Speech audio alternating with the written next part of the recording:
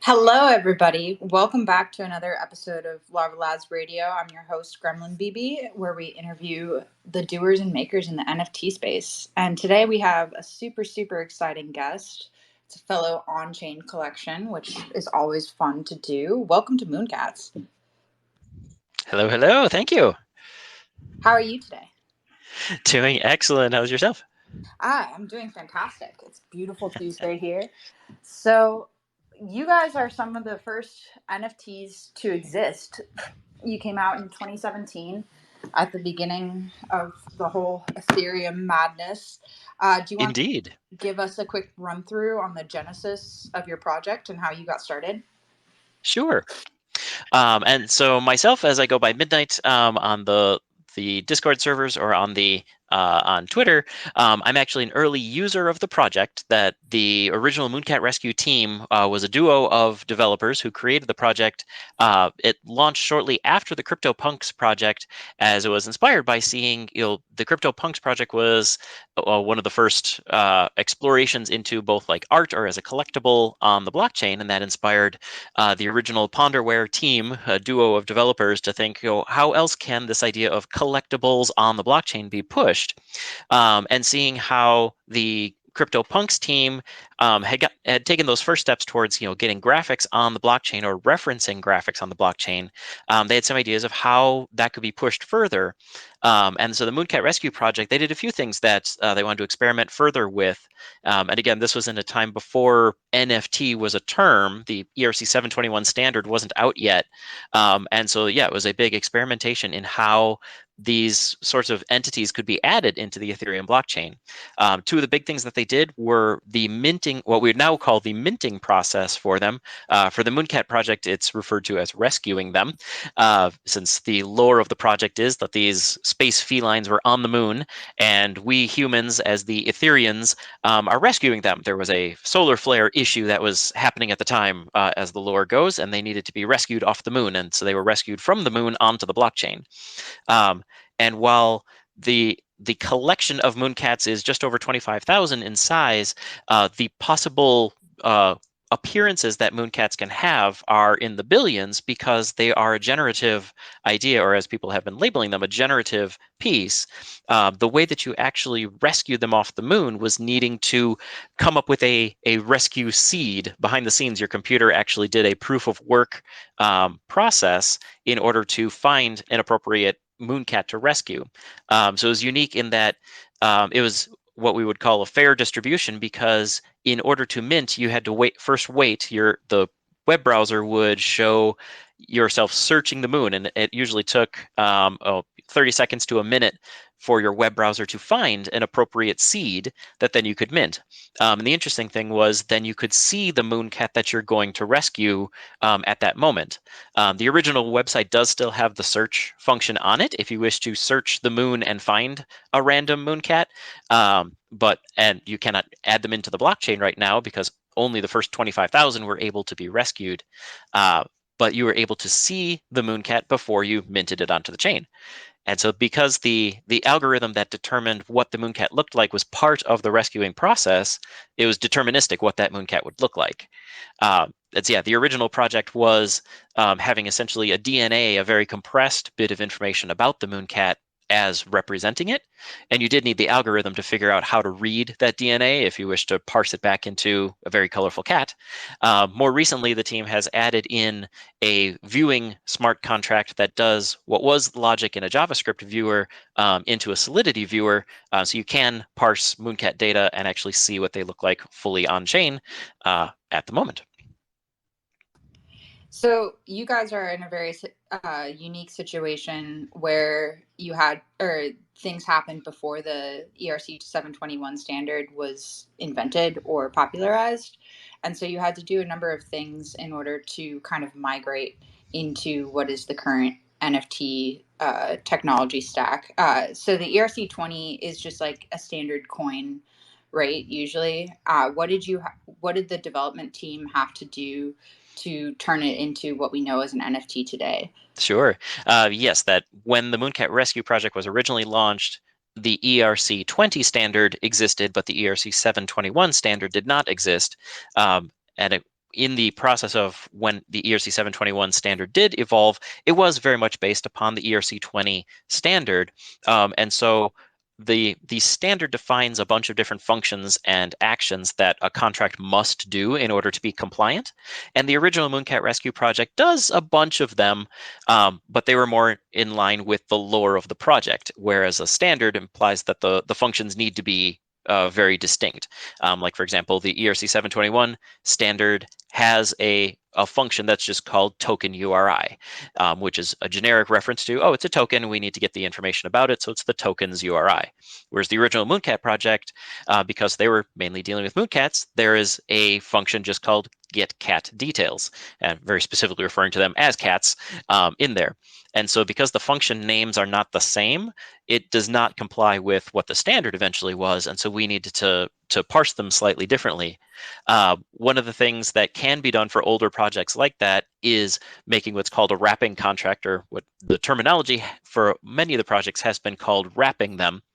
For the MoonCat project, we added in the lore of acclimating them, with the idea of, hey, these original MoonCats are spacefaring creatures, and so if they're wanting to now live in this modern space with the humans, they need to become acclimated to their environment. Hence, we made the name of the contract the acclimator for moving them there. And so there is a process by which, because there are custom functions that can move an original MoonCat around, the original MoonCat is moved into a smart contract, and the smart contract wraps them into a compliant ERC 721. We've built it in a way that you can undo the wrapping if you wish to get back to the original asset. And the original asset is still viewable on chain. Just the wallet softwares that we have today that expect only to be able to parse things that are ERC 721 compliant can only see the assets nicely, can only see MoonCats nicely in your wallet if they are acclimated. For sure. And then also the original MoonCats you didn't return like an image string to view it. So there was additional logic that you had to put in to actually display the image or store the image data on chain. And as opposed to just like the original quote unquote recipe for the traits. How did that work? Sure. And so the original contract, or well, I guess I'll reference it the other way around. The modern ERC 721 standard says that each token needs to get some unique identifier. And the standard says that that identifier is an integer, and gives it all the way up to a 256-bit integer. So it can be a very large integer, but it's still represented as a decimal number. And most all NFT projects have them as just incrementing, starting at 0 or starting at 1 and just going up, often to 10,000. Whereas the MoonCatRescue project had the idea of each cat does have a unique identifier, but it's typically not shown as a integer, but it's instead showed as a hexadecimal number. Each cat, when it is rescued from the moon, gets a 5-byte hexadecimal unique identifier. And the way that functions internally is similar to a DNA sort of a sequence, that it encodes in a very compressed way the traits of it. And so if you know the MoonCat's traits and you know which bit to look at, is it a standing up or is it a laying down? Is it a striped pattern or a tabby? Is it a pure coat with no pattern on it? Each of those is a single bit in this compressed string. And the original project had a JavaScript parser that rendered that out into a graphic, and the hash of the JavaScript script is included in the project in the same way, in a similar manner to what the CryptoPunks project did for their overall graphic of all of the CryptoPunks together. The hash of that graphic is in their original contract.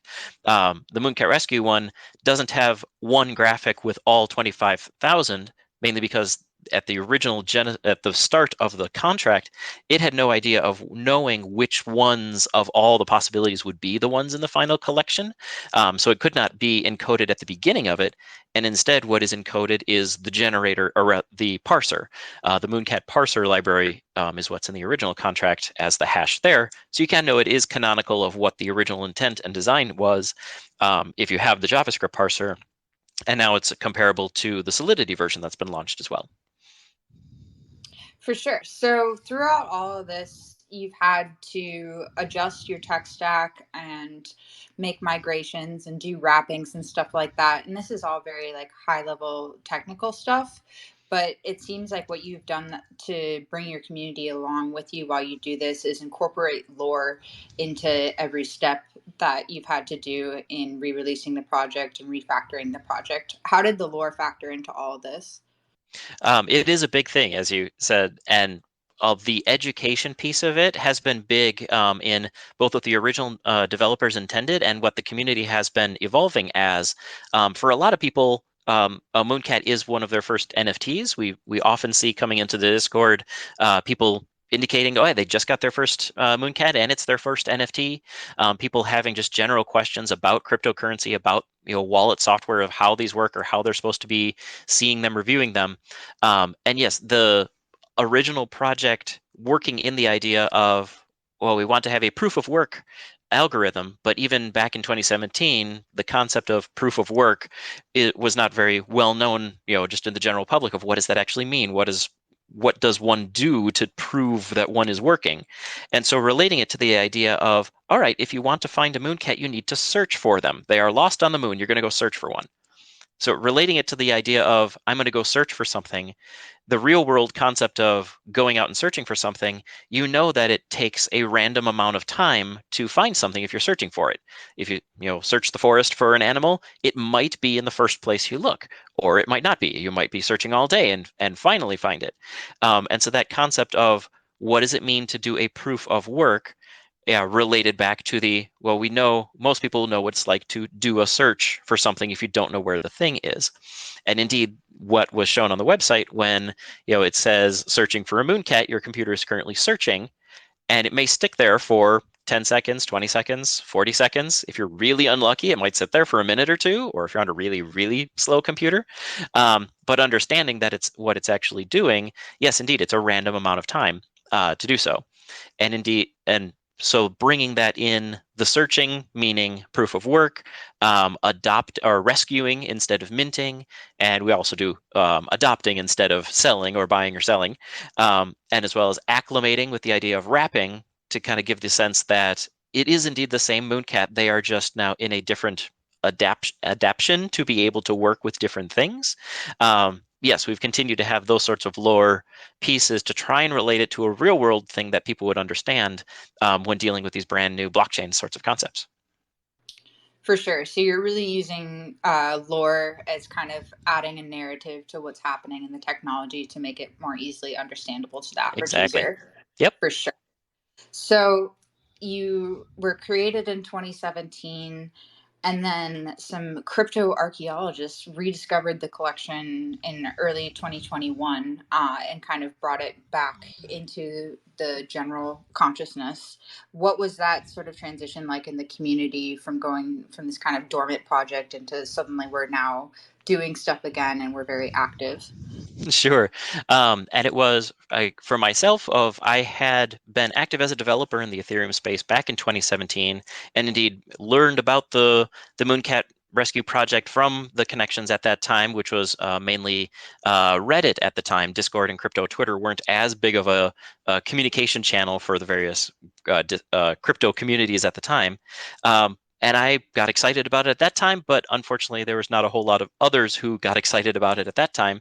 And so it went dormant for quite a while. I had joined a Facebook group trying to promote it a bit more, but it also had gone pretty quiet over the years. The actual rediscovery, or the moment that people were starting to realize, wait, this is a collectible, it's a pre-NFT, and if you can learn how to interact directly with the blockchain, you can actually interact with it, and there's still ones waiting to be rescued, happened mid-March in 2021.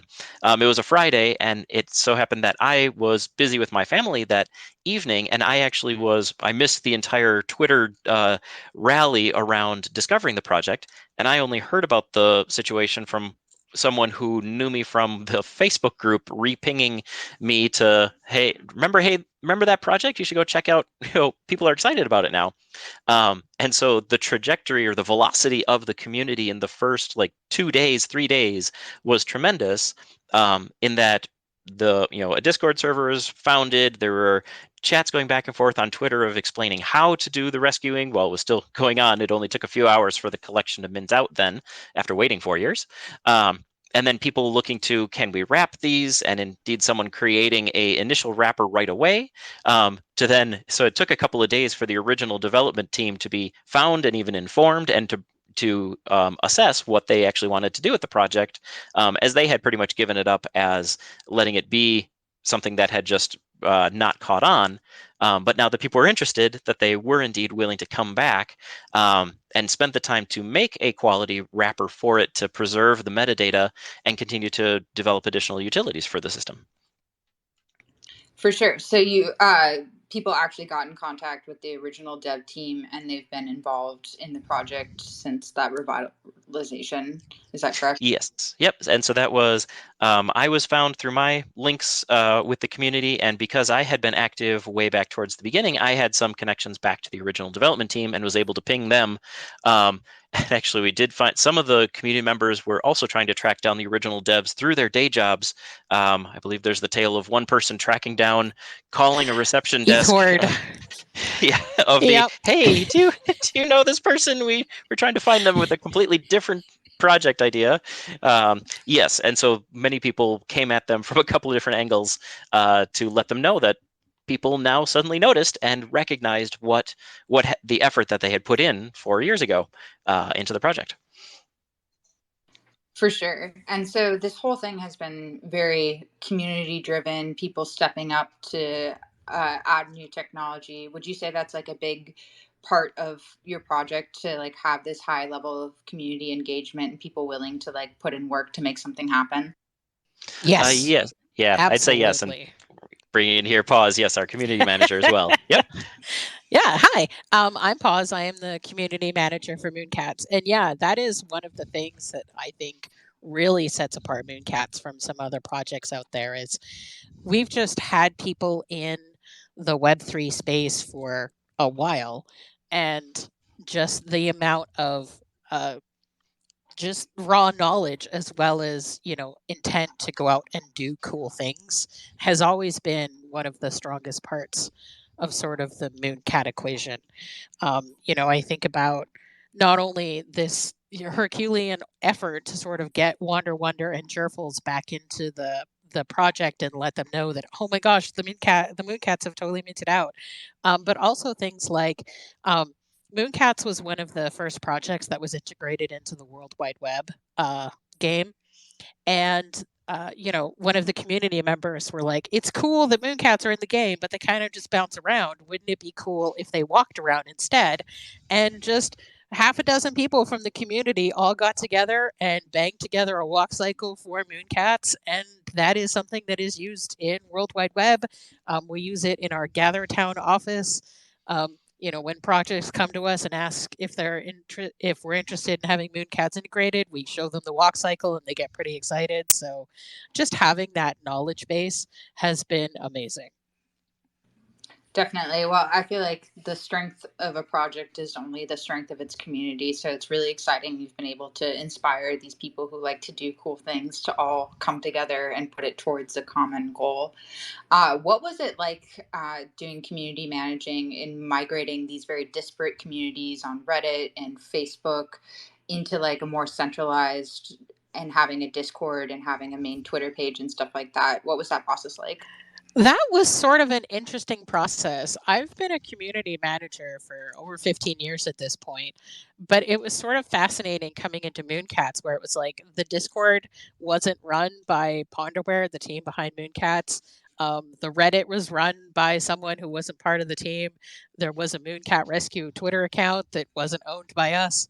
And so it was like all of this community and these sort of services that would normally be associated with the project cropped up, and none of it was under our sort of management. And so it was really a team effort, in terms of the community wanted the Ponderware team to succeed, the Ponderware team wanted to continue to support the community, and just sort of being in there and being part of the community and making sure that the community was heard and that they understood that we are here for the long term and to trust us with sort of all of these resources that they had spooled up was definitely something that it took a while. Trust isn't, established overnight, but I'm really glad that we were able to establish that trust. Definitely. And I feel like it goes back to that working towards a common goal thing where talking to all these people who had these separate ownerships required this, like, we're all in this together. We all want to make this work. So it's better if it's all under one roof and we have like control over it. Having those relationships with the premise of like, we're all on the same team is really important. Going back to the technical side of things, you guys are experiencing something that many of these projects that have launched in the past 6 months to a year haven't really experienced yet, where the technology has changed over time and you have to update your application to use the most recent tools and accommodate the most recent like third party things like OpenSea and stuff like that. What's it like developing on a stack that's permanent in the case of Ethereum, where it's like you can't actually update the original contract? You can only wrap and move things into different entities. What's that from a technical perspective? Excuse me. Sure. Developing in smart contracts in that way, it does sort of force you as a developer to think more in smaller pieces and ones that can be built together. It causes you to think more of when you're making a item, thinking about how you can make sure that the data that you wish to have as existing forever will indeed be accessible forever, of making sure the things that you want that other smart contracts can access versus what humans can access. It's unique in that you can launch individual pieces and jigsaw them together later, or go reference back to something that already exists, as the blockchain kind of then also acts as a big open source series of libraries that can be worked upon. So it works well in that the trait information for the MoonCats can always go back to the original contract to know, MoonCat 0, the first MoonCat rescued, has exactly this hexadecimal identifier. And that's metadata that's in the original contract for whoever wishes to grab it. We can parse that forward into, now wallets want that to be part of a function called token URI. Okay, we can make a adapter function or adapter contract in the middle that it knows how to find the custom answer and put it into a standard answer. And yes, I think we're in kind of the era of ERC 721 or ERC 1155, and probably eventually there will be a new era of a new standard based upon one or both of those, or a new idea of people wanting new things to be added to the standard. Like I've seen, a lot of projects recently have gotten the idea of either renting or staking, properties being added to NFTs. And if they actually come out with a standard that has, renting baked in as a functionality, and that becomes like the new most popular standard, everything that was based upon ERC 721 would need to go through some sort of conversion. And a lot of the conversions have to ask the question of, can you send the token, or can you freeze the original contract, or do you need to encourage people to move them, or that it is a moving target, that both versions will exist and it's up to the person who owns the item whether they wish it to be in the original or in the redesigned or rewrapped sort of interface. For sure. So from a developer's standpoint of somebody creating a contract today, what sort of foresight would you recommend they have in terms of like the data that should be accessible by people other than the owner of the contract? Sure. We've been doing a lot with, and actually right now one of the key projects that the Ponderware team has been creating is working towards a game interface for the MoonCats. And part of that is to create first a locking contract that could start to work towards a bridge to an L2 and have applications on L2s. And realizing this whole tech stack needs to exist first before games can be effective. We did just recently launched the first step of that, what we call the jump port, which is, in our lore sense, it is a spaceport that gives access to different multiverses. And that lore is, of course, referencing on the technical side that it is a access point that can be used to move from Ethereum mainnet to L2s. And that's all it does. It is just the lockbox part of it. And so in designing that, thinking about what will smart contracts need to get data, or what data will smart contracts need to get out of this versus what data will humans need to get out of it. Right now, so many of the NFTs being graphical that they're referencing something that is off-chain, either on IPFS, which is able to be accessed by a human, or on standard Web 2 servers, able to be accessible by web browsers and various other tools. But if you're wanting a smart contract to be able to access it, it needs to come another way. Or even if you don't necessarily need the graphic to be accessible to a smart contract, the traits themselves to be accessible to a smart contract if you wish others to build upon your process. So that's why, as part of when we did some of the adapter contracts with moving the logic of the MoonCat DNA on chain, we not only made it able to generate graphics on chain that a human could then visually see the SVG and the ping information, but also the traits themselves are just functions that another smart contract could call and say, oh, this one is blue, that one is spotted. And that's one of, it's in some of the projects, this was one like even the Larva Lads ones, looking like the randomizer, and even that it is indeed generated on chain, that the token ID being a base 64 encoded result makes it nicer for moving across the internet, but other smart contracts would have a much more difficult time parsing that. So it's an idea of, do we want other things to be building upon that metadata? There's other standards that can be used within the Solidity smart contracts to make that more accessible to other contracts, which is what we've been focusing on for thinking ahead to game engines of, if MoonCats that are smiling would have a benefit, a different effect in the game versus ones that are frowning, we need to be able to have the smart contracts able to tell, is MoonCat number 123 smiling or frowning? And that needs to be not only human accessible, but machine accessible as well. For sure. So just to summarize, you want to think about future applications for your token, and then start to break down what sort of data they would need to have access to in order to do the functions that you expect them to do. Yep. Thinking about both. Yeah. Not only is the data on chain, I think right now, recently, a lot of the push has been, is the data on chain? And usually what people mean when they say that is it accessible to a human on chain? Could a knowledgeable developer look through all of the options they have in the permanent data stores and see what they're trying to find? And I think the next layer of that is going to be, now as we're thinking about, blockchains will exist long into the future, or the idea of, in theory, these are forever building or forever items. It's at least an item on the chain. Do you want it to be a building block? Is the next thing of, if it's on chain, but only in a human accessible manner, it really can't be built upon very easily.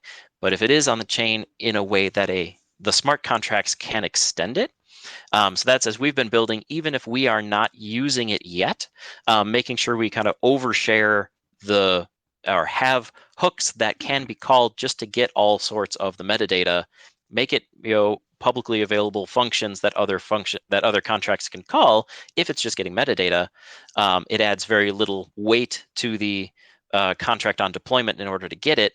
And even if you're not using it right now, thinking ahead for having it available in the future, you might thank your past self for providing it, that you can then hook into it at a later time.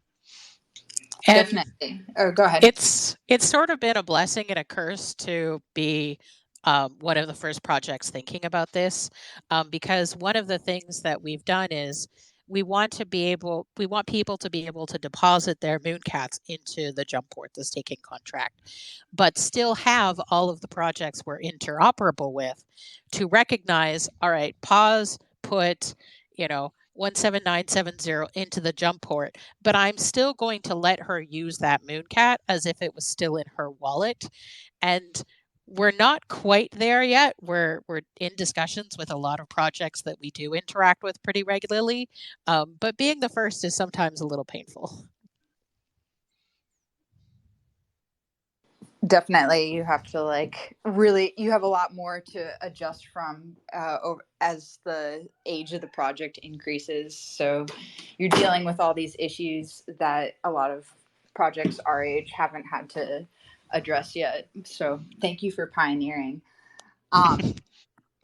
In terms of the on-chain aspect of your project, we at Larva Lads are extremely proud to be on-chain NFTs. What do you think the importance of on-chain is in the NFT community, and how does that factor into your community? Yeah, I think the piece of, as I mentioned, like the core piece of a blockchain being, designed from the ground up to be essentially forever, or being a data store that maybe for the first time in really the digital age to be intended to be permanent. That it is a key thing to be able to say, oh, this thing, now it is here, it will exist forever, although unless they start to do things like state rent or whatnot, or the logic being there in perpetuity, I think is a great thing to have.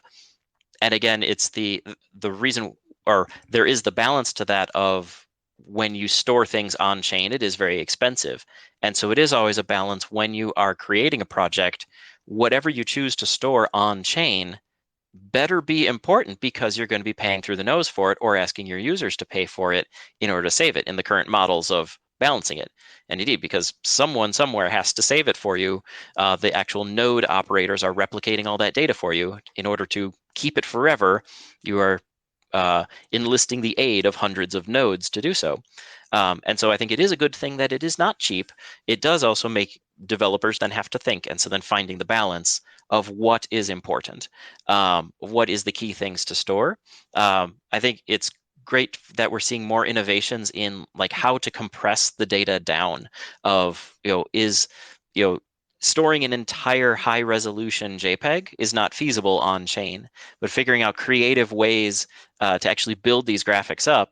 I know some of the public has been, there's been some feedback of, oh, that various NFTs look like they're either low effort or ugly or not, that most aesthetically pleasing. But I do think a lot of them that are doing innovations like, and I did do one deep dive article into the way that several different collections were on chain, which at the time I didn't, I was not aware of Larva Lads' on chain capabilities there. But since then I've delved into that. I think the Larva Lads manner of making the different layers in order to make a large collection from only a few different layers is an interesting way to go about it, and a good example of ways that can be innovative in this space, that you are only saving a value for each of the layers and then expanding that out into a full graphic. These sorts of innovations need to be there for on-chain. As to the importance of on-chain, I think it then scales with that idea of what data actually needs to be kept forever, or is it able to be a step down from that, either in an IPFS or in some other sort of a store, to actually have it be available. And we've been placing a lot of emphasis on chain right now, and and I think it'll come down to soon a splitting down of which things are actually the most important to keep on chain. And when people say, I want it to be on chain, what are they actually meaning for that? So I'm kind of waiting to see where the vocabulary goes with that, of as people are excited about it, of what actual aspects are they excited about it, the permanence or just the novelty of it, as they're exploring it. And those sort of conversations are definitely still in their evolution factor, because we definitely had a lot of encouragement from the MoonCats community to put MoonCats entirely on chain. And it's kind of funny because now that MoonCats are on chain, we definitely see some pushback of, well, MoonCats aren't really on chain because they weren't on chain at the very start of the project. And it's sort of like, that feels like a slightly changed definition than what it was like 6 months or 9 months ago when we really sort of started embarking down this line. Also, it's sort of fascinating to me that people don't realize how complex MoonCats are because they look cute and simple. In order to put MoonCats on chain, it was multiple interlocking contracts, and we actually had thought it was going to be about 20 ETH. When we initially first started going down that path of, all right, what does it look like to put MoonCats on chain? And it was a lot of grinding in terms of Wonder in particular, as well as Midnight Lightning, just getting things optimized in a way that it would not cost us, $250,000 to put MoonCats on chain. Yeah, that's insane. That's so much money. Yeah, no, I think I want to talk a little bit more about this definition of on-chain because it varies from project to project. And I see a lot in audio projects too, things being like we're on-chain audio, but the like actual signal is not being generated in the contract and is being interpreted by like a JavaScript browser and stuff like that. In your opinion, what do you think on-chain means? And like on chain as a technical aesthetic for people looking for those types of projects, what do you think they're looking for? I think you said two different things there, my own personal definition and what do I think people are looking for.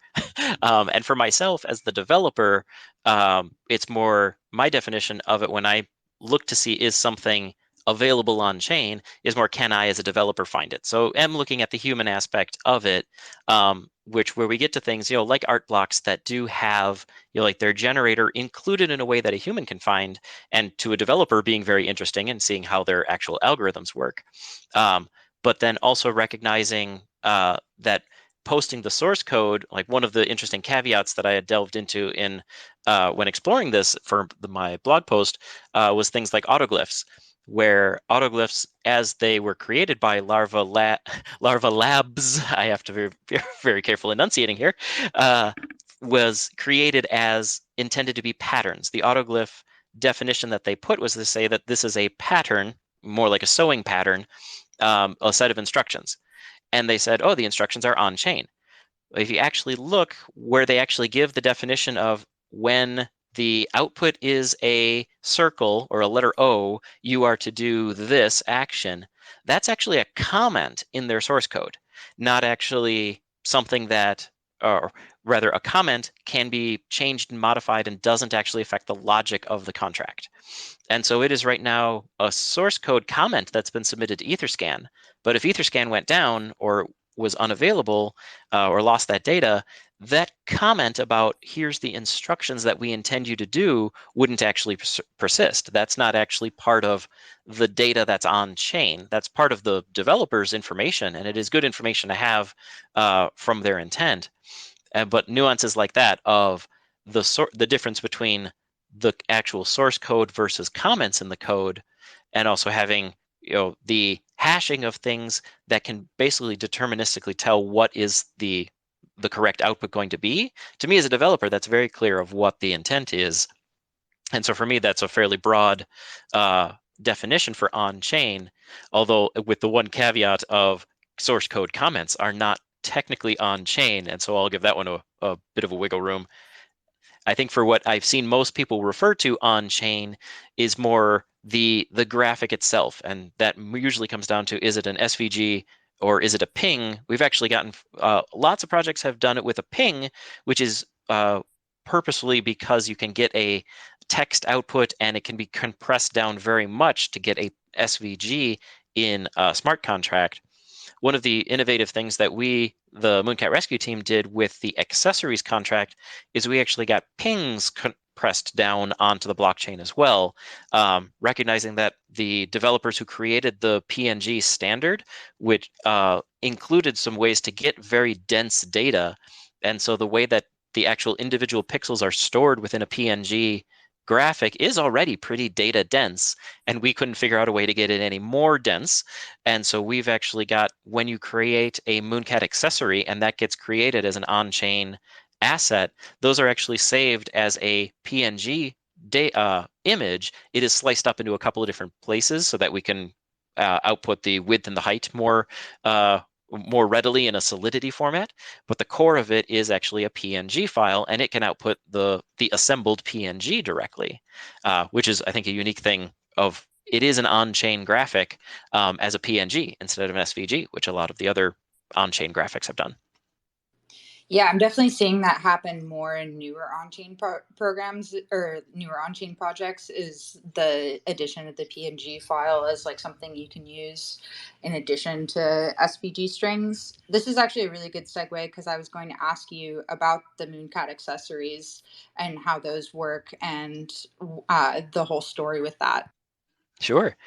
So the MoonCat accessories, or rather there is a MoonCat boutique, which is the website that you can either go as a MoonCat owner to purchase accessories for your MoonCat.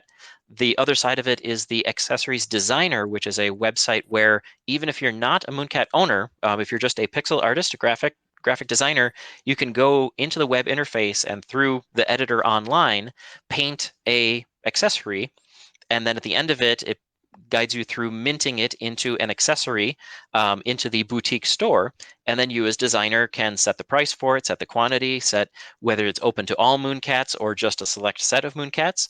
And so opens it up to letting anyone create a accessory for a brand, for an experience, or just for an open, fun thing for MoonCats to acquire. And yes, it was originally created as from when the project was rediscovered in mid-March of 2021. All of the key look to MoonCats is that they are very brightly colored felines, and a lot of the other projects that launched in the 2021 era kind of followed the CryptoPunks idea of the way that you can tell the difference between the different items in the collection is the accessories that they're wearing, whereas the head shape or the body shape is generally the same amongst a lot of the collections that were born of that era. With MoonCats, the key things that distinguish them are facial expressions, patterns of their fur, as well as pose, and also direction that they're facing. Some MoonCats face left, some face right. So we don't have any like derivative or knockoff projects that are just MoonCats facing the other way, because MoonCats face both directions canonically as well. But that led to a lot of people who were used to seeing differences in like hats or eyewear or various things of a way to tell the difference between them to be thinking that MoonCats looked fairly similar. And so when we heard that people were wanting to express themselves or to show a bit more distinction between their MoonCats and have a sense of personal style, we thought it would be an interesting idea and to be a bit different than all the other collections to have accessories that can change. And so, yes, we created it as an accessory platform that as a MoonCat owner, it's kind of like unlocking a skin for a video game, that once you have purchased the rights to a particular accessory, you as the owner can mix and match and choose at any given time what accessories your MoonCat is wearing. Very cool. And it's all on chain, which is sick. Yes. Super And cool. yeah, and just like how, now with the SVGs being able to layer up multiple things, like the Larva Lads ones has the multiple different layers to layer together into the one final composite. The way now that the MoonCats on-chain contract does actually show not just a MoonCat, not just the individual accessories, but the fully equipped, what is this MoonCat look like with the accessories that the owner wants it to be wearing at this moment, is actually an SVG with the MoonCat on one layer and all the accessories on individual other layers within this SVG to be able to generate that all on-chain.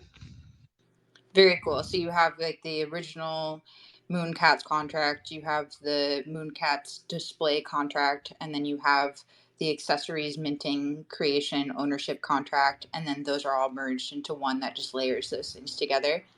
Yep, which links back to that idea if you asked, like in the development context of have each contract have like one discrete thing that it does well, and that is designed with the idea of interoperability.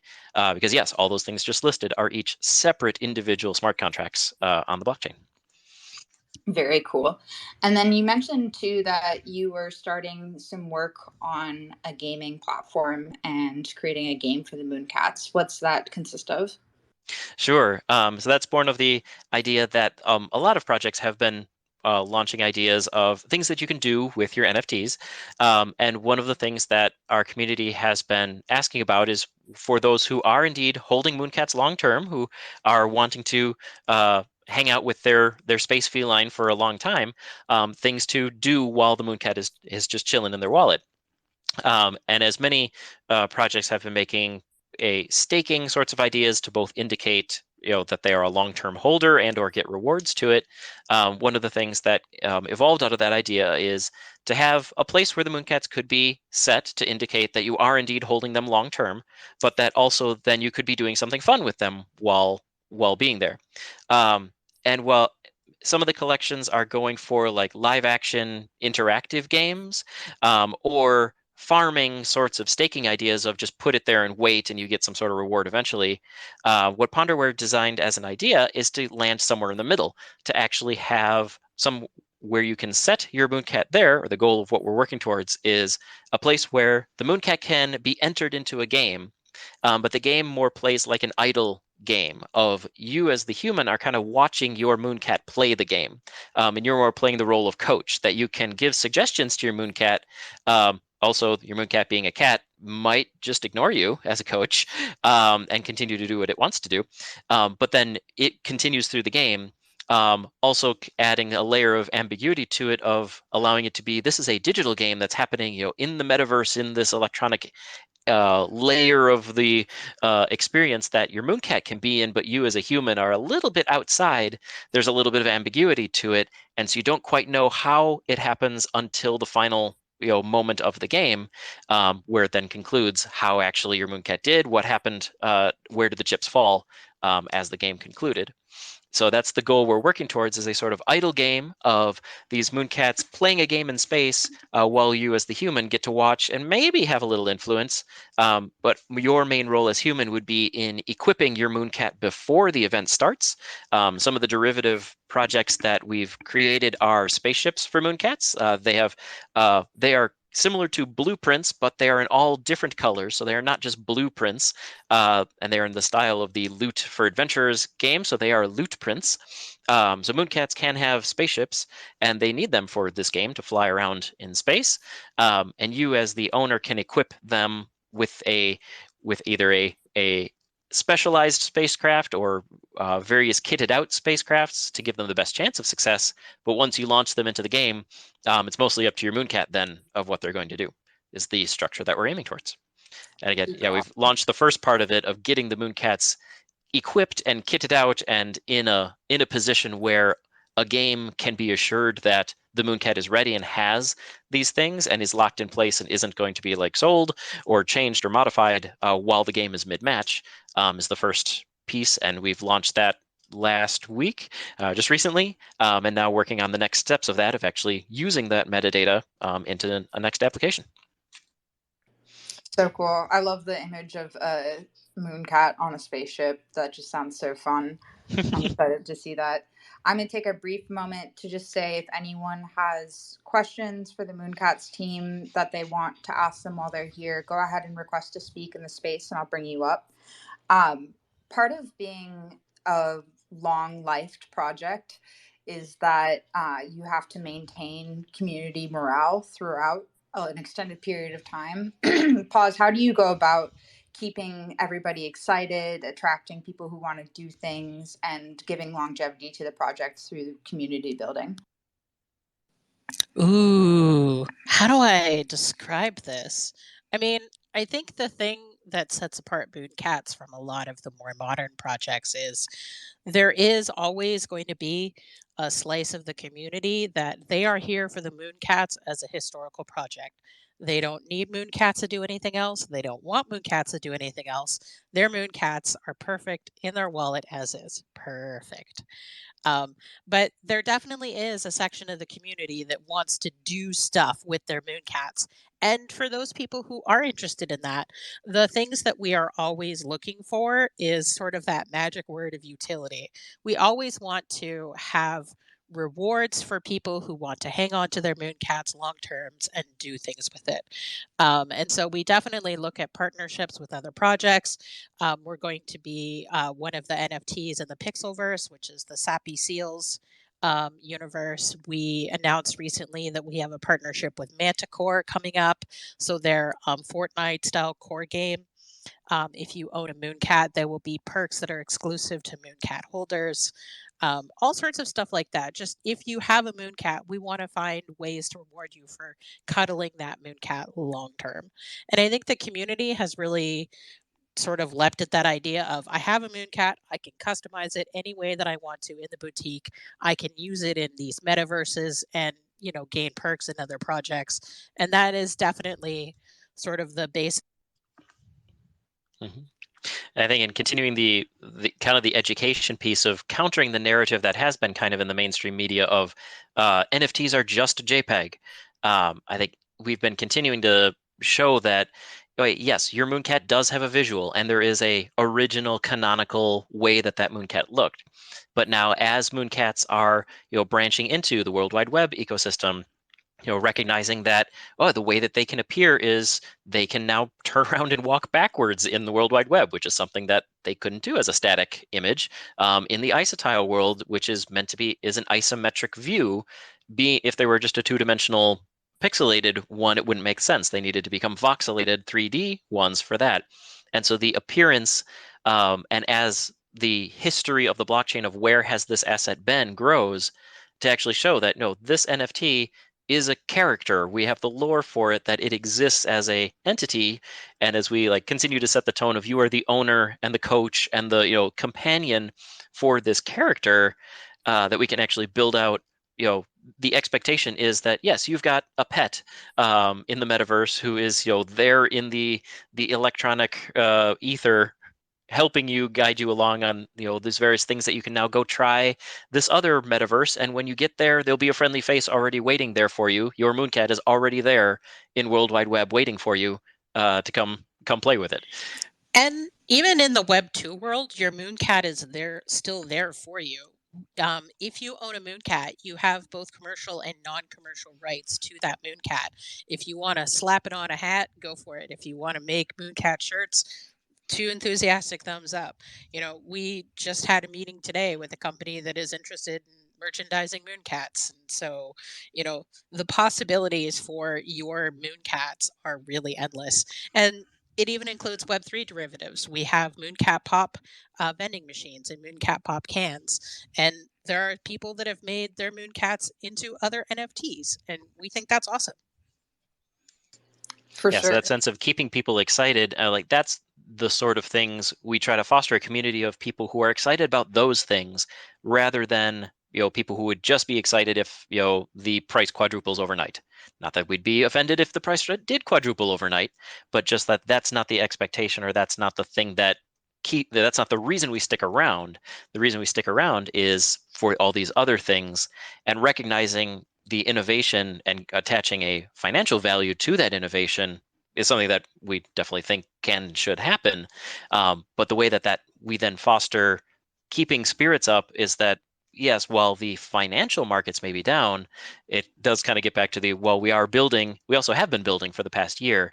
And so there's other things to do other than look at the charts when you are a MoonCat holder.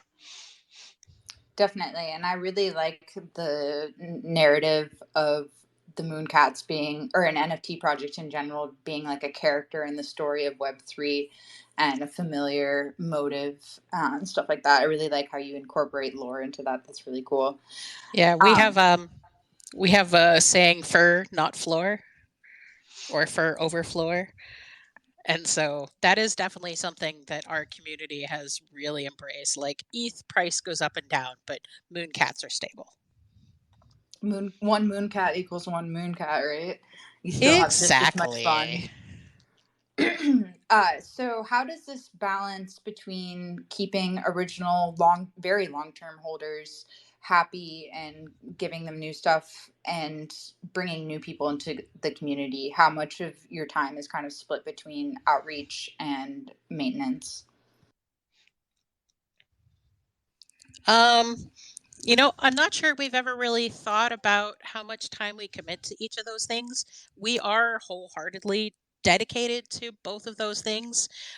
We have new people come into the community all the time. For a lot of people, MoonCats is their first NFT or their first historical NFT. So, there is definitely a heavy emphasis within the Ponderware team of, we want to continue to educate people, keep them safe in the Web3 space, because there are scams galore. But there's also honest mistakes. We actually we do what's called a MoonCat Monday every 2 or 3 weeks on our Discord. And we actually just sort of went over the guardrails that we've put in place for honest mistakes on the staking contract. And I don't think we've seen those sort of guardrails on any other sort of staking contract. So that was pretty exciting to talk about with people.